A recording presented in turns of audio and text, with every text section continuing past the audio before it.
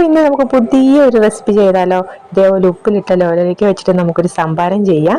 അപ്പോൾ അതുകൊണ്ട് ഞാൻ ഇത് ഒരാഴ്ചയ്ക്ക് മുന്നേ ഉപ്പിലിട്ടതാണ്. നല്ല വെള്ളത്തിനൊക്കെ നല്ല ലോലരിക്കയുടെ കളറായിട്ടുണ്ട് കേട്ടോ. അപ്പോൾ അത് മാറ്റി വയ്ക്കാം. ഇതേപോലെ ഒരു മിക്സിയുടെ ജാറെടുത്ത് നമുക്ക് ആ ഉപ്പിലിട്ട ലോലരിക്ക എല്ലാം ഇതേപോലെ ഒന്ന് ഇട്ട് കൊടുക്കാം. കാന്താരിയും കൂടി ഇട്ട് കൊടുക്കാൻ മറന്നു പോയേക്കരുത് കേട്ടോ. അപ്പോൾ ഇതെല്ലാം ഒന്ന് ഇട്ട് കൊടുത്തതിന് ശേഷം നമ്മുടെ ചാനൽ ഒന്ന് സബ്സ്ക്രൈബ് ചെയ്തു പോകാൻ ആരും മറന്നു പോകരുതേ. ഇപ്പോൾ ഇതേപോലെ ഒരു ചെറിയൊരു കഷ്ണം ഇഞ്ചിയും കൂടി ഇട്ട് കൊടുത്തിട്ടുണ്ട്. ഇനി നമുക്ക് നമ്മുടെ മെയിൻ ഇൻഗ്രീഡിയൻസ് ആയ തൈര് ഇതേപോലെ ഒഴിച്ചു കൊടുക്കാം. അപ്പോൾ കുറച്ച് തൈര് ഇതേപോലെ ഒഴിച്ചു കൊടുത്തിട്ട് ഇത് നമുക്ക് നല്ലപോലെ ഒന്ന് അടിച്ചെടുത്തിട്ട് വരാം.